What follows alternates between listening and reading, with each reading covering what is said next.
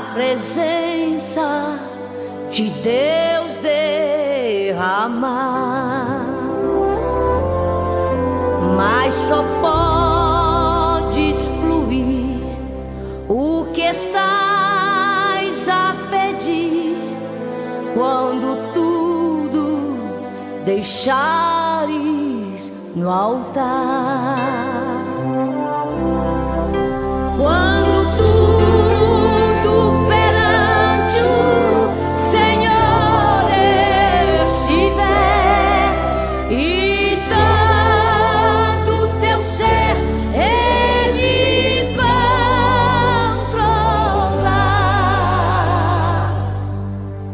só então hás de ver que o Senhor tem poder quando tudo deixares no altar.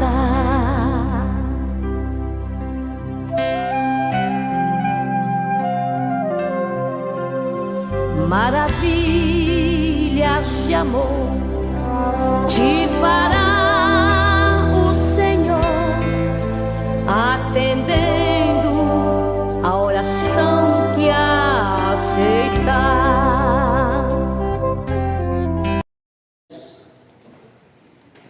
Nas mãos do valente, assim são os filhos da mocidade. Muito bem. Nós sabemos que o povo de Israel eles sempre estiveram envolvidos em guerras e pelejas, até por uma questão de sobrevivência, né? Muitas das vezes, guerrear não tem a ver com o querer ou não. Guerrear muitas das vezes tem a ver com necessidade. Ou você guerreia ou você está na roça, para usar um termo popular, né? E porque muitas das vezes não é uma opção. Nós não somos o tipo de gente que sai na rua procurando confusão com ninguém. Nós não somos assim. Mas o que diz respeito à guerra espiritual, ela é interessante. Se você quiser, ela vem até você. Se você não quiser, ela vem também da mesma forma. Vem? Então, assim, qual que é a questão? É nós, e eu já tenho falado isso no decorrer dos anos aqui, é nós desenvolvermos a postura, a atitude de soldados. Amém, irmãos? Amém. É quando a gente entende que o negócio é guerra, e no meio da guerra só sobrevivem soldados. Então, o próprio povo de Israel, quando eles saíram do Egito, eles se viram perseguidos pelos exércitos de Faraó, veio o medo, veio o terror, e a palavra que Deus disse para Moisés foi: diga ao povo que marche. Marchar é coisa para soldado. Mas, na cabeça dele, o conceito que eles tinham de si mesmo é que eles eram escravos. Então, como diz o ditado, né? Você é o que você pensa ser. Ou você é um escravo, ou você é um soldado. Se eu pensar que eu sou um soldado, eu vou agir como um soldado. Se eu pensar que eu sou escravo, eu vou viver como um escravo. Então, a guerra ela sempre fez parte do histórico aqui. E o texto que nós lemos, ele fala de flecha, que a flecha é um dos mais antigos instrumentos de toda a guerra, né? A flecha sempre foi basicamente uma das primeiras armas que o homem inventou para as suas pelejas. Às vezes tinha a ver com a sua guerra contra outras pessoas, ou então apenas para uma questão de caça. A flecha ela vai mais longe, ela é certeira. Se ela for devidamente lançada com a força devida, então ela vai poupar muito trabalho do caçador aí. Agora, um ponto é que a flecha sozinha ela não funciona por si. Esse é o ponto dessa meditação bastante rápida, bastante simples. Se você entender, vai fazer uma diferença na sua vida. A flecha, ela não pode fazer fazer o trabalho sozinho. A flecha, ela depende de dois outros elementos, que é o arco e que é o arqueiro. Entendeu? Assim, o arco sozinho não faz nada. A flecha sozinha não faz nada. E o arqueiro, sem o arco e sem a flecha, ele está desarmado. Não é? Então, o que nós temos aqui? Nós temos uma união de propósitos. Tem um princípio que dita, pastor Marcos, que Deus ele não une pessoas, Deus une propósitos. A flecha, ela é totalmente diferente do arco. Se você olhar a flecha, não tem nada a ver com o arco. Mas o propósito da flecha e do arco é o mesmo. Não está entendendo? Está entendendo, Dó? Você não tem que necessariamente andar ou estar com uma pessoa que seja exatamente igual a você. Mas se você tiver o mesmo propósito com ela, dessa pessoa, se ela tiver o mesmo propósito, o seu propósito, une o seu propósito com o dela, une a sua característica com a dela e ambas se ajudam mutuamente. E o propósito, ele é alcançado. Aleluia, Deus. Está claro, irmãos? Então assim, você quer dar para uma pessoa igual a você? Tudo bem. Mas necessariamente não quer dizer que isso vai ser produtivo. Não quer dizer que vai ser produtivo. Às vezes a pessoa é diferente, mas ela pode estar relacionada com um propósito. Aí você pega, você pode ser o arco, ou você pode ser a flecha, depende, né? Mas assim, o resultado tem a ver com o trabalho dos dois. Quem atinge o alvo é a flecha, mas quem atira a flecha é o arco, né? É o instrumento. E os dois na mão do arqueiro, do glória. Faz sentido? Faz sentido? E às vezes, um ponto interessante, que no que diz respeito ao trabalho da flecha, é que assim, a gente sempre quer avançar, não é isso? Sim ou não? Né, Marta? A gente sempre quer avançar.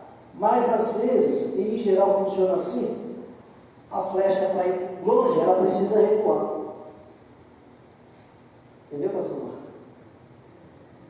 Às vezes a gente não quer recuar, dar um passo atrás. Às vezes a gente não quer retroceder. Mas é do sistema, é do negócio. O arqueiro muitas das vezes está puxando a gente muito para trás, viu? Em Oliveira.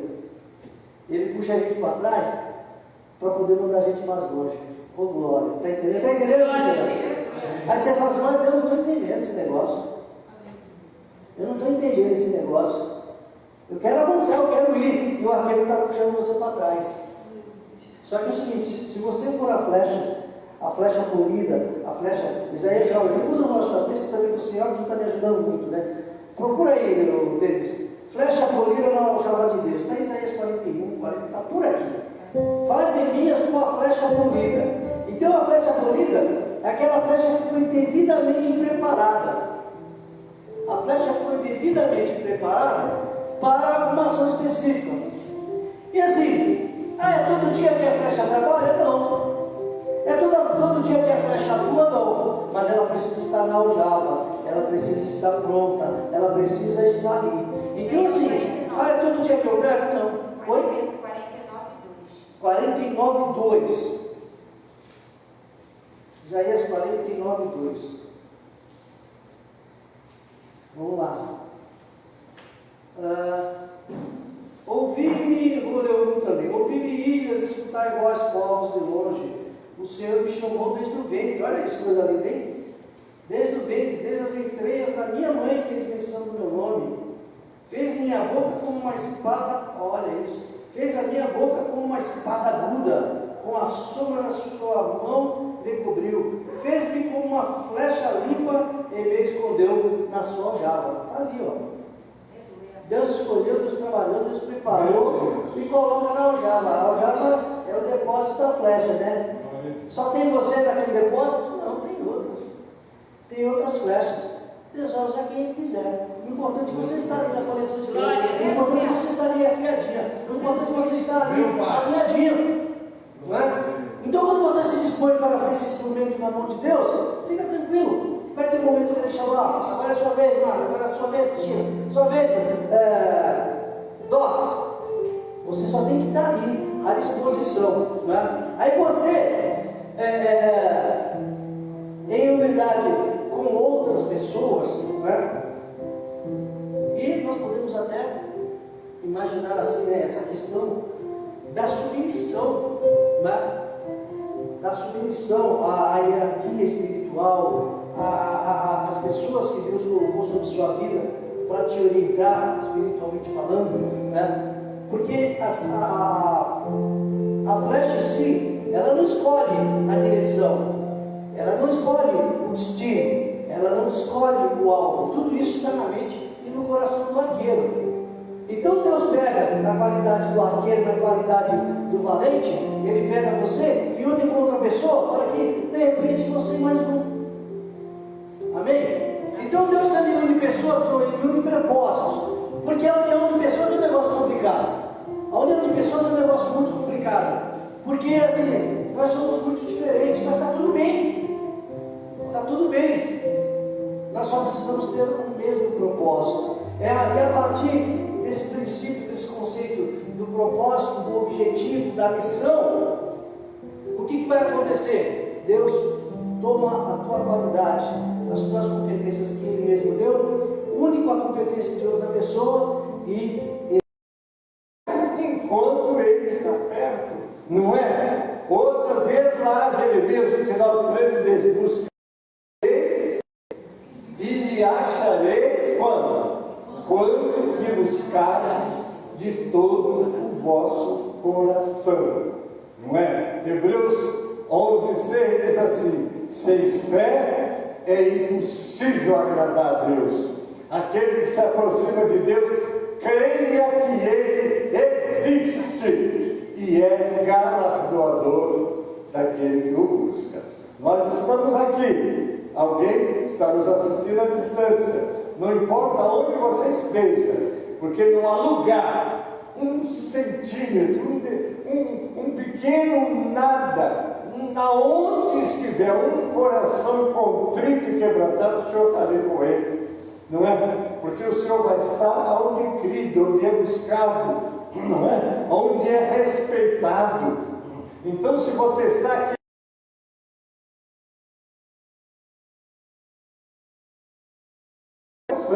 agora, para buscarmos o Senhor, precisamos conhecê-lo, não é? Por isso é que o profeta Oséias está dizendo: conheçamos e prossigamos em conhecer ao Senhor. E o nosso tema é exatamente como conhecer ao Senhor e servi-lo. Eu volto um pouquinho para continuar aqui. Muitas vezes não sabemos exatamente como servir a Deus por falta de intimidade com Ele.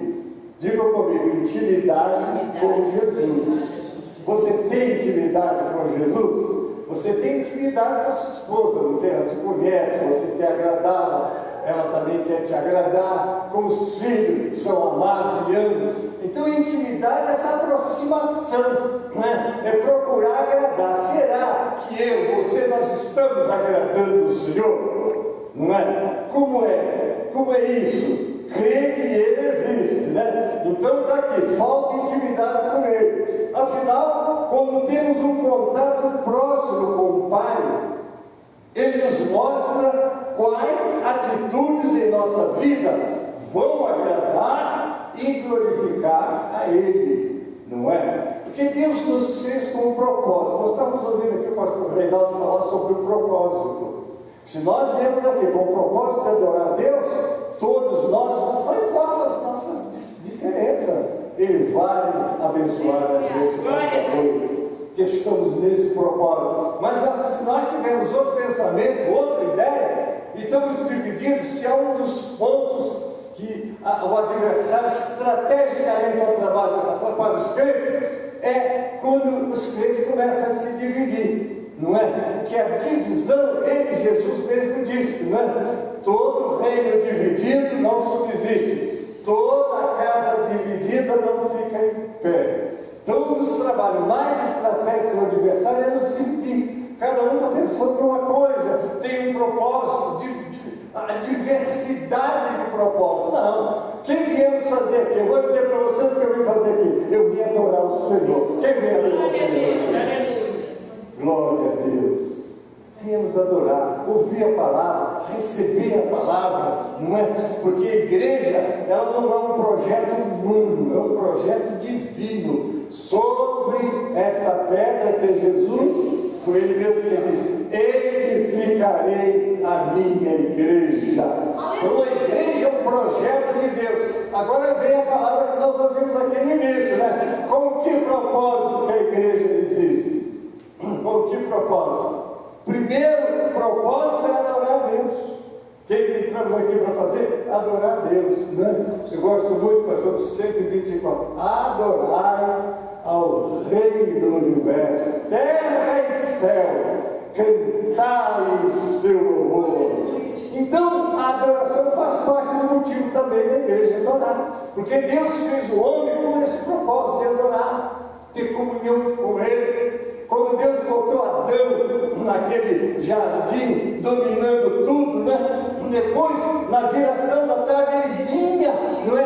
E havia aquela comunhão, não é? Entre Deus e Adão, não é?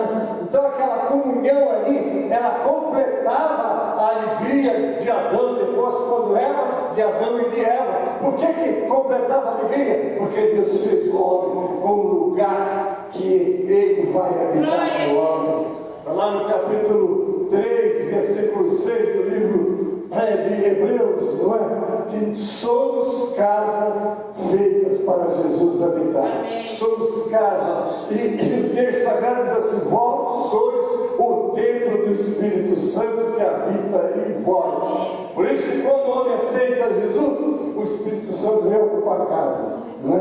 Porque a hora que você diz: Jesus, eu te aceito como meu Salvador e Senhor, o que é que você acabou de fazer? Abriu a porta da sua vida, entra Jesus e toma o seu lugar. Então, quando o Senhor está tomando o seu lugar na vida do homem, o homem muda de vida, né? Aconteceu com Paulo, aconteceu comigo, aconteceu conosco, né? Quem nós éramos antes e quem passamos a ser. E agora vem o que aqui está sendo falado: intimidade com Deus, não é?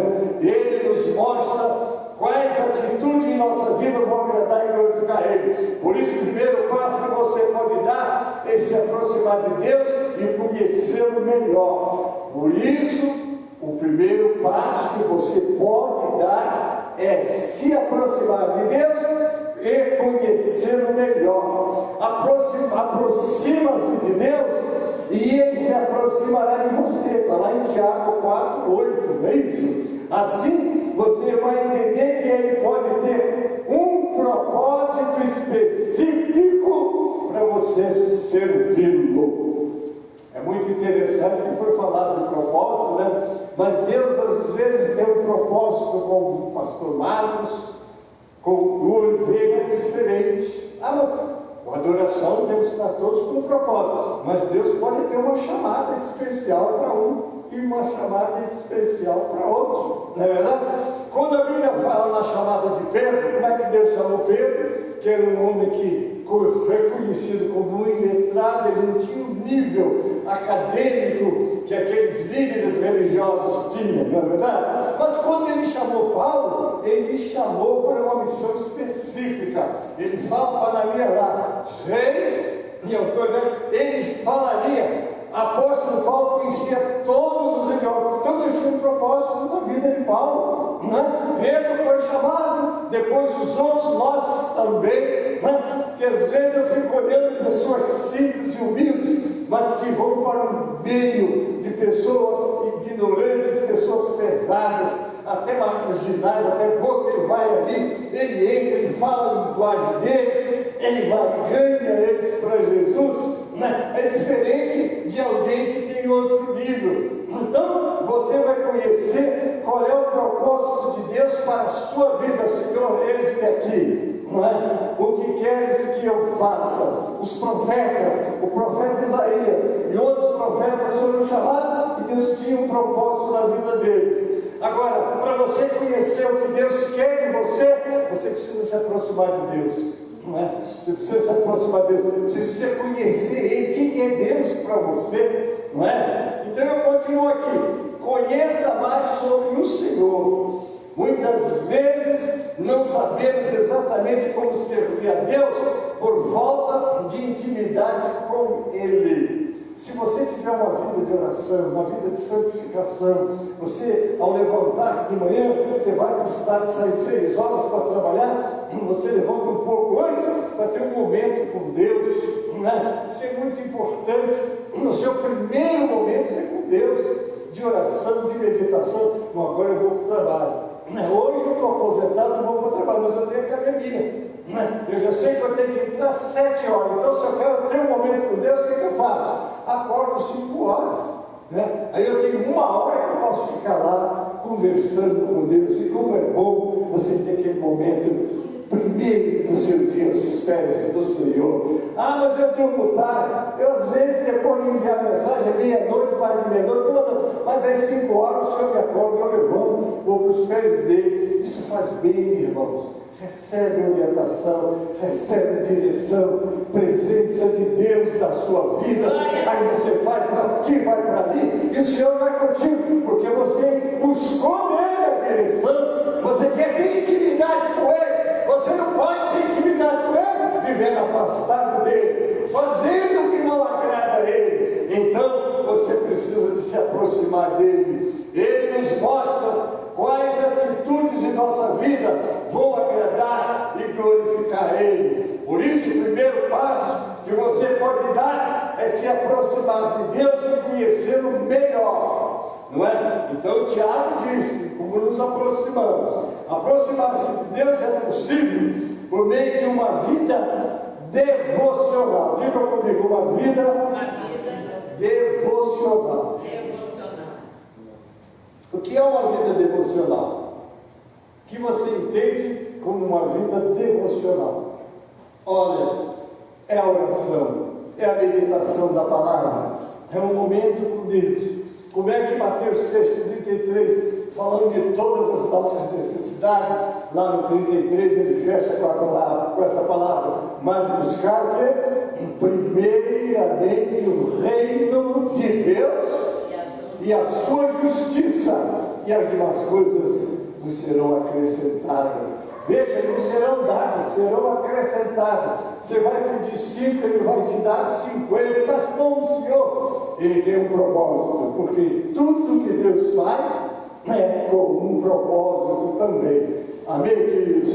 Então precisamos ter essa vida, né? Uma vida devocional. Torne a oração e a leitura bíblica parte da sua rotina, e Deus com certeza vai se revelar a você. Se você tem esse bom hábito de ler a Bíblia, meditar e dizer para o Senhor, eu faço assim, eu termino de fazer a minha meditação da Bíblia, eu ponho no Senhor, abre o meu entendimento da tua palavra. Como é bom isso, irmãos. Às vezes eu chego aqui com uma palavra preparada, na hora que o Senhor exprega no texto tal, eu vou para o texto ali, brilha, e o Senhor mostra que Ele tinha uma palavra para o seu povo, ali onde eu comecei, não é? Busquei a direção do Senhor, porque se você buscar a direção do Senhor, você com certeza vai ter a direção dele. Agora, uma coisa que nós precisamos aprender, irmãos, que a Bíblia, a palavra de Deus sempre foi dada também com um propósito, né? Estamos falando de propósito. Por que Deus deu os mandamentos ao povo de Israel? Por que deu? Porque eles precisavam de ter, né, uma orientação no dia a dia deles. Será que eles tinham noção dos 10 mandamentos antes? Eles não tinham, né? Mas Deus deu, e não foi 10. Não é? Se você ler com calma, você vê que foram muitos mandamentos. Depois, quando eles reuniram todos os princípios que eles tinham, não é? Dava 613 princípios que eles tinham que guardar. Com que propósito? Exatamente para que a vida deles fosse bem ordenada. E é muito importante nós termos esse cuidado. Obedeça aos seus mandamentos. Se nós olharmos o capítulo 28 do livro de Deuteronômio, né, ali o Senhor começa a mostrar as bênçãos, né, as bênçãos para o povo e as maldições. Está lá, se vocês ouvirem minha voz e guardar os meus mandamentos e estatutos, vocês vão ser benditos na entrada, na terra, a sua ovelha, a sua mulher, o seu filho. Quantas promessas? Eu vou perguntar aqui, quem tem aqui promessas de Deus? Mas as promessas, nós já ouvimos isso aqui, elas são seguidas pela obediência, não é? Porque toda promessa de Deus, pastor, ela é condicional. Aqui, quando ele diz, trazei todos os dízimos à casa do tesouro, e depois fazer prova de mim, se eu não vos trazei e eu vou fazer. Foi ali no capítulo 28, do 1 a 14, é só bênção, bênção, bênção.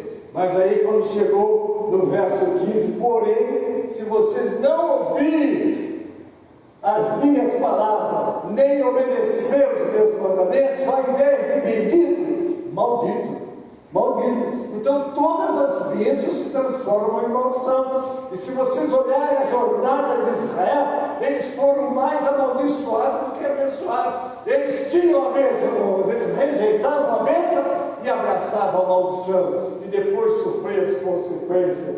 Servir a Deus também implica em seguir o que Ele manda. Está lá em João 14, versículo 21, vamos ler? João 14, versículo de número 21. Vamos ver o que diz. Está assim: aquele que tem os meus mandamentos e os guardas, esse é que me ama, e aquele que me ama será amado do meu Pai, e eu amarei e me manifestarei a ele. Então esse mandamento não é para mim, esse texto não é para mim. Parece até que a Bíblia é o self-service. Cada um vai no self-service do restaurante, eu gosto dessa comida, eu gosto daquela. Uma vez uma pessoa disse, isso aqui não foi escrito para mim. Não, isso foi escrito para aquele tempo. Mas a Bíblia, a palavra de Deus, o Senhor mesmo disse, né? Os céus e a terra passarão, mas as minhas palavras não vão de passar. Então, a palavra de Deus, ela está em vigor hoje e sempre estará. Amém? Amastai. Jesus deixou claro que aquele que tem os meus mandamentos guarda, esse é que me ama. E aquele que me ama será amado de meu Pai. E eu me manifestarei a Ele. Você quer que Deus se manifeste a você? Guarde os mandamentos do Senhor. Você sabe quais são os principais mandamentos que Cristo deixou? Está lá em Mateus 22, 35 a 40. Vamos ler, irmãos? Eu vou falar agora, como dizem aqui os irmãos, né? Eu não estou com pressa, é a palavra de Deus que vai falar. Eu disse Mateus 22, do 35 ao 40, que diz assim, vamos lá, 35 ao 40. E um deles, doutor da lei, interrogando para experimentar, dizendo, mestre, qual é o grande mandamento na lei? Jesus disse, amarás o Senhor teu Deus de todo o teu coração, de toda a tua alma, de todo o teu pensamento. Este é o primeiro e grande mandamento. Quer dizer, Deus na sua vida, não é? Você tem que amar mais a Deus do que ama a sua esposa, do que ama os seus filhos. Deus tem que tomar o primeiro lugar da tua vida. Deus não aceita o segundo lugar, não. Mas acontece, né? Eu já vi pessoas que o marido disse para o Senhor, Jesus, a pessoa disse assim para ele, eu vou ficar com Jesus. Viveu a vida assim e foi abençoada por Deus. Porque você coloca Deus no lugar que é dele. Porque é ele. Você quer que o seu marido se dê bem com você? Ame Deus primeiro. Porque é ele que vai proporcionar essa felicidade no lar. Não é? Coloca Deus em primeiro lugar. Não é? Seu prazer, seu entretenimento. Tem pessoas que têm um culto na igreja e têm o seu entretenimento. Hoje não, porque eu vou no culto domingo que vem. Não é hoje. O domingo que vem não te pertence. Você sabe que você chega numa manhã? Ninguém sabe. Então nunca deixe Deus em segundo plano. Ele tem que estar em primeiro plano. buscai primeiramente o reino de Deus e a sua justiça, e as coisas vos serão acrescentadas. Então o Senhor tem que tomar o primeiro lugar na nossa vida, irmão. Nem emprego, nem riqueza. Ou Jesus ou a vida. Pode tirar a minha vida, que eu já dei ela para Jesus mesmo. Tem que ser assim. Aí você, pastor, isso aí é exagero. Isso aí é fanatismo. Não, Deus a gente vai dar, quanto hino, é a vida. Aí depois vem para a nossa vida normal, fala palavrão, mente, faz as coisas, não preocupa com os princípios bíblicos do dia a dia das nossas vidas. Mas o que está escrito lá em 2 Coríntios 5,17? Se alguém está em Cristo, que é nova criatura é. As coisas velhas passaram, tudo se fez novo. Você está no reino de Deus? No reino de Deus, Jesus primeiro, depois vem o que há de vir. Agora diz aqui, em segundo, o segundo semelhante a esse é: amarás ao teu próximo como a ti mesmo. Uma das grandes exigências da Bíblia, irmão, é cuidar do pobre, é cuidar do necessitado, da viúva. Irmão, nunca mais, nunca mesmo. Uma das grandes cobranças de Deus em toda a Bíblia é que o órfão e a viúva não eram cuidados, o pobre não era cuidado, o necessitado não era cuidado. Não adianta, irmão. Nós não vamos fazer do socorro uma religião, mas vamos dizer sempre: eles precisam, porque é o segundo grande mandamento, é amar o próximo com a si mesmo. Alguém ligou para você e dizendo: eu preciso de uma ajuda, mas o que eu tenho só dá para mim. Divide com ele, e você vai ver o que Deus vai fazer com a parte que sobra com você, não é? Porque às vezes a gente olha, mas eu não tenho condições de ajudar, não é? Porque eu tenho esse, aquela outra, aquela necessidade. Nós temos, irmãos, mas Jesus nos ensinou. Eu já tive experiências tremendas de socorro. Eu não vou me alongar, porque o meu tempo já está encerrando, mas eu vou dizer uma coisa para vocês: vale a pena esse segundo grande mandamento, que o amor ao próximo com a nós mesmos, irmão, é a gente socorrer, é a gente ajudar, é a gente dividir. Irmãos, não é? O segundo semelhante a este: amarás o teu próximo como a ti mesmo. Destes 2 mandamentos dependem toda a lei e os profetas. Não adianta você ser religioso. Aí eu vou apelar para aquele hino, né? Deus não quer religiosidade, não é? Ele não quer, ele quer intimidade, ele quer relacionamento, Às vezes a gente é bom em muita coisa, mas no relacionamento com Deus está fracassando.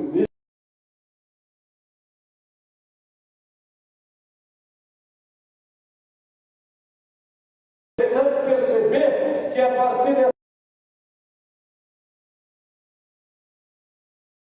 situações em nosso cotidiano, tudo está aí. Por sinal, para que sinta a presença de Deus cada vez maior em seu dia a dia. Exerça o amor ao próximo. O amor ao próximo é tão importante que Jesus fez questão de enfatizar em sua passagem pela terra. Em Mateus 25, vemos quando fazemos bem as pessoas que estão à nossa volta, é como se estivéssemos servindo a Deus. Você gostaria de dar alguma coisa para Deus? Dá para o pobre. Diz a Bíblia que quem dá aos pobres empresta para Deus, que vai te devolver de maneira abundante, né? Esse é um ensinamento muito importante que devemos carregar, já que é uma forma direta e clara de agradar ao Pai no nosso dia a dia. Eu vou parar aqui, que eu não estou com pressa, pastor Marco, nem irmãos. Quero aproveitar esse tempo, não é? E dizer para vocês: conhecer a Deus. Você conhece, não é? Foi a pergunta de Jesus aos seus discípulos: quem dizem os homens ser o filho do homem? Eles tinham ideias diversas, Mas depois ele perguntou: e vocês? Quem dizem que eu sou? Você conhece o Senhor? Conheçamos e prossigamos em conhecer ao Senhor. Amém, queridos? Deus abençoe e até o nosso próximo encontro. Muito bom nós estar ouvindo a palavra do nosso Deus. Amém? Quero convidar o nosso pastor Marcos, que vai estar orando, agradecendo ao Senhor por todo esse trabalho nesta noite. Amém? Amém.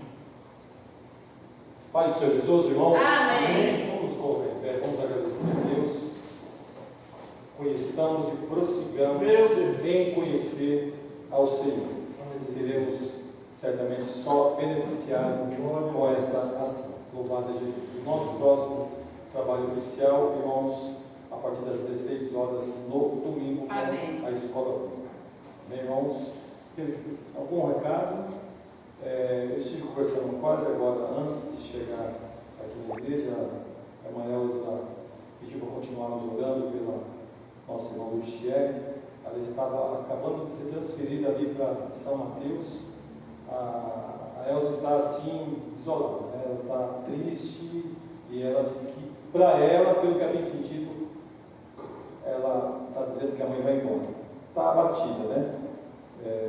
Não tem ainda um diagnóstico do que aconteceu, possivelmente infarto. Ela teve uma parte do corpo meio que mobilizada e aí teve alguns sintomas, né? Mas ainda não tem um diagnóstico detalhado de qual o problema da nossa irmã Luciene. Mas está sendo, acho que essas horas deve estar internada lá em São Mateus e ela disse que vai sempre estar nos vigiando de informações. Então, continuemos orando pela nossa irmã Luciene. Está cansada, nós sabemos disso. Todas as vezes que visitamos ela, sabemos que ela está cansada. Nada, quase chegamos aos 90 anos. E não é fácil. A mãe, ela sofre por causa dos filhos, né? E a Luciene, ela carrega uma carga enorme dos netos, bisnetos, filhos. Mas eu creio que é uma mulher de Deus, está nas mãos do Senhor.